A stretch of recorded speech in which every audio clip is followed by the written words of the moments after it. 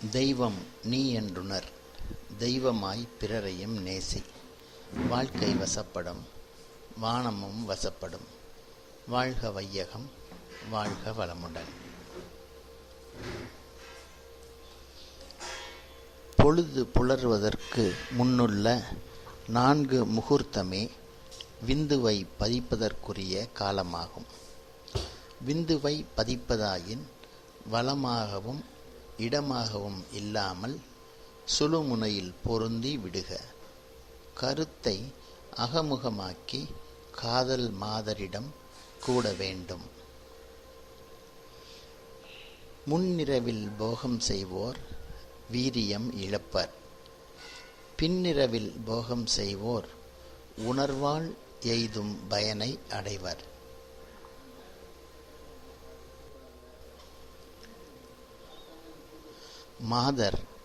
மாதவிடாயான நாள் அமாவாசை. மாதவிடாயான நாளிலிருந்து வளரும் 8 நாட்கள் கரு உற்பத்தியாவதற்குரிய வாய்ப்பற்ற சத்தற்ற நாள்கள். எனவே அந்நாளில் மாதரோடு கூடுவது துன்பம் தரும். மாதவிடாயான நாளில் இருந்து வளரும் 9வது நாள் முதல் 20வது நாள் வரை கரு உற்பத்தியாவதற்குரிய நாள்கள். எனவே அந்நாளில் மாதரோடு கூடுவது இன்பம் தரும். குடும்பஸ்தர்கள் குழந்தை வேண்டி கூடுவதற்கு உகந்த நாள்கள் இவையாகும். மாதவிடாயான நாளில் இருந்து வளரும் 21வது நாள் முதல் 28வது நாள் வரை கரு உற்பத்தியாவதற்குரிய வாய்ப்பற்ற சோர்வுற்ற நாள்கள். எனவே அந்நாளில் மாதரோடு கூடுவது துன்பம் தரும்.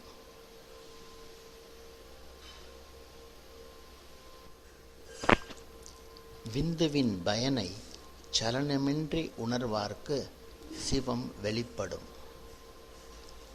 கரு பதியும் காலத்திலேயே பிரம்மலிபி, ஆயுள், மேல் விளைவு எல்லாம் அமைந்து விடுகின்றன. காமக் கழிவின்றேல் 100 கோடி ஆண்டுகள் வாழலாம்.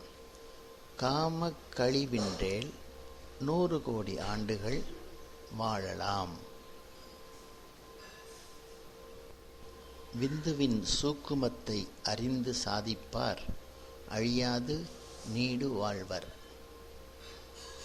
விந்துவை மூலக்கனலால் எரித்து மேலே மதிமண்டலம் சாரச் செய்தால் ஒளி பெருகும்.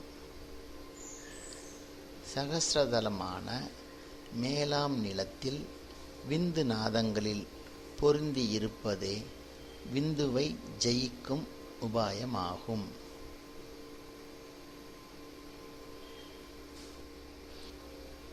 அமுதமாகிய சந்திர மண்டலத்துள்ள விந்துவில், அதாவது ஒளியில், உடற்கண் தோன்றிய விந்து, அதாவது வீரியம் கலந்து கெட உடம்பு முழுவதும் அமுத புனல் பரவி சிவாக்கினியில் லயிக்க அமுதமயமான சிவபோகம் விளையும்.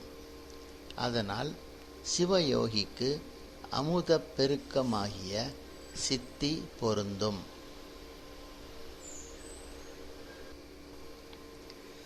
சிவபோகம் ஆணும் பெண்ணுமாகிய இரு உடலும் கலந்தாலும் ஆணிடமிருந்து விந்து நழுவி பெண்ணிடத்து போகாது யோக நெறியால் விந்து அழியாதவாறு புணர்ந்து அமையும் போகமே சிவபோகமாம்.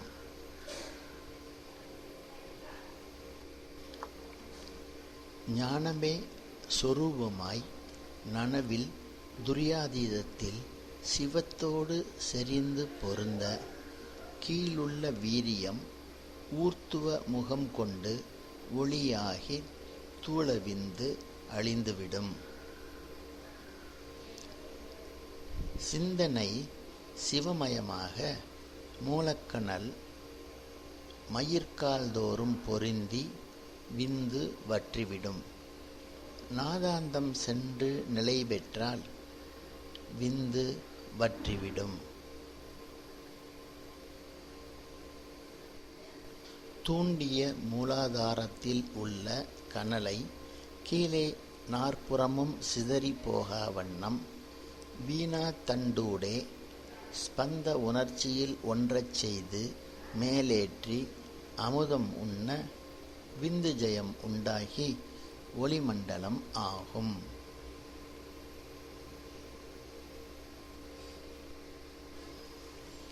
உடலில் பஞ்சபூதங்களின் இடங்கள் கால் முதல் சுவாதிட்டானம் வரை பிருதிவியாகும். சுவாதிட்டானத்தில் இருந்து உந்தி முடிய அப்புவாகும். உந்தியிலிருந்து மார்பு வரை அக்னியாகும். மார்புக்கு மேல் அக்குள் பிரதேசம் முடிய வாயுவாகும். கழுத்துக்கு மேல் உள்ள பிரதேசம் ஆகாயமாகும். விந்து மாற்றத்தால் ஆகாயம் சிறப்புறும். புருவ நடுவில் நிலைக்க சிகாரத்தை நினைக்க பிரணவம் ஒன்றாய் ஒளி அமைய விந்து ஜெயம் உண்டாகும். புருவ நடுவில் நிலைக்க சிகாரத்தை நினைக்க பிரணவம் ஒன்றாய் ஒளி அமைய விந்து ஜெயம் உண்டாகும். சூக்குமமான விந்து நாதங்கள் விளைதலால் இவ்வுலகில் தோன்றிய பல்லுயிர்க்கெல்லாம் உடலோடு கூடிய தோற்றம் உண்டாகியது.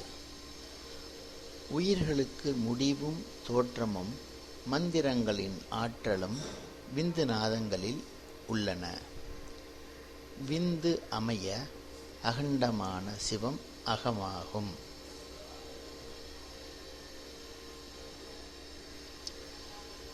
பிண்ட சூரியன் மண்ணீரலில் அதாவது ஸ்பிளீன் சென்டரில் சூரியனது ஒளியிலான சீவசக்தி வைட்டல் எனர்ஜி நிலை பெற்றுள்ளது.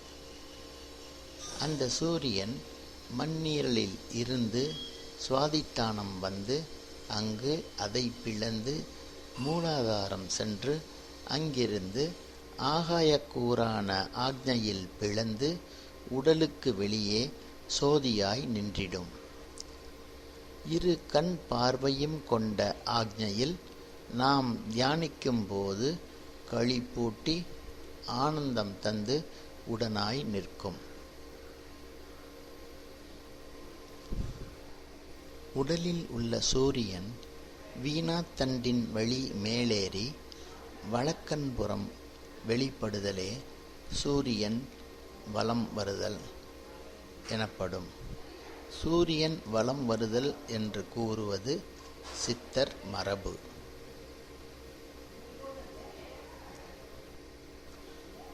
சூரிய சந்திரர்களை சேர்க்கும் உபாயம் அறிந்து மேல் சென்றவர் சிவமாயினர். சூரிய சந்திரர்களை சேர்க்கும் உபாயம் அறிந்து மேல் சென்றவர் சிவமாயினர். காமசயம் பெற்ற சாதகர் பேரண்டத்தில் விளங்கும் ஒளியை அறிவார். காமஜயம் பெற்ற சாதகர் பேரண்டத்தில் விளங்கும் ஒளியை அறிவார். உள்ளத்து எழுகின்ற நாதமே அருணோதயமாகும். உள்ளத்தில் எழுகின்ற நாதமே அருணோதயமாகும். நிற்றல், இருத்தல், கிடத்தல், நடத்தல் ஆகிய செயலை செய்யும் போதும் உணர்வை வீணாத்தண்டில் கீழ் நோக்காது மேல் நோக்கி வைத்திருக்க பிரணவ கடவுளாகிய பிண்ட சூரியன் நம் கருத்தில் நிலைத்திருப்பான்.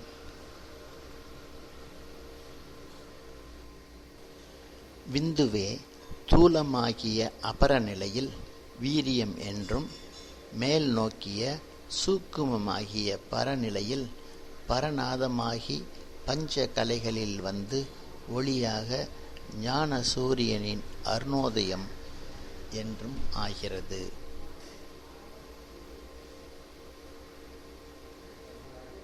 சுத்தமான கண்ணாடியாயிரு. சுத்தமான கண்ணாடியாயிரு.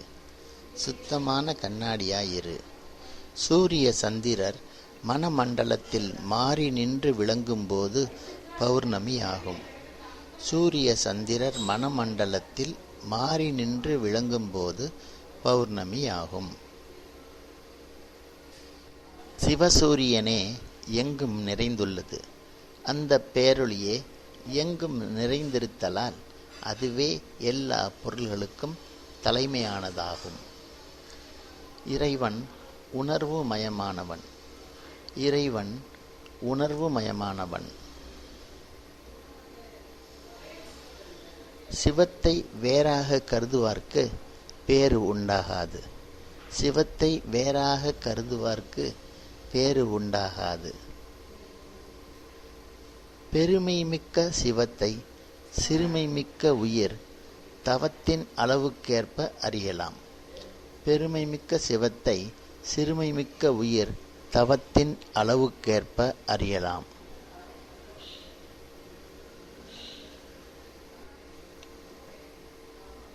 குரு உபதேசத்தால் பழைய வாசனை தூண்ட பெற்று இப்பிறவியிலேயே யோக சித்தி உண்டாகும். வாய் வேதாந்தம் பேசுவோர் உலகுக்கு பயன்படார். அனுபவ ஞானியின் உதவி அன்னியில் உண்மையான நெறியை அறிய முடியாது. அனுபவம் பெற்ற சீவன் தனித்தன்மை நீங்கி சிவமாம் தன்மை பெறும். சீவன் அகண்ட அறிவில் நிலைபெற்ற போது எல்லாவற்றையும் அறியும் தன்மையை பெறும். உயிர் 36 தத்துவங்களை கடந்தபோது சிவசக்தியுடன் விளங்கும். இந்திரியங்கள் செம்மையாயிருக்கும் போதே யோகம் செய்து அவற்றை அடக்குதல் அருமையாம். வாக்கும் மனமும் கடந்த நிலையே முத்தி நிலை. அதுவே மோன நிலை.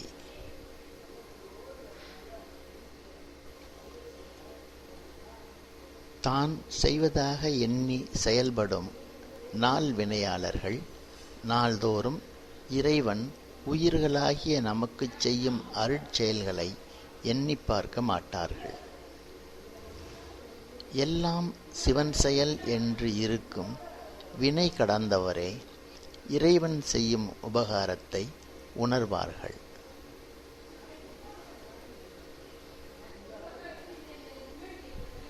அறிவுமயமான சிவத்தை அறிவினால் நாடுவதே உபாயம் என்று அறிவதே 5 இந்திரியங்களையும் அடக்கா அறிவு ஆகும். அறிவுமயமான சிவத்தை அறிவினால் நாடுவதே உபாயம் என்று அறிவதே 5 இந்திரியங்களையும் அடக்கா அறிவு ஆகும்.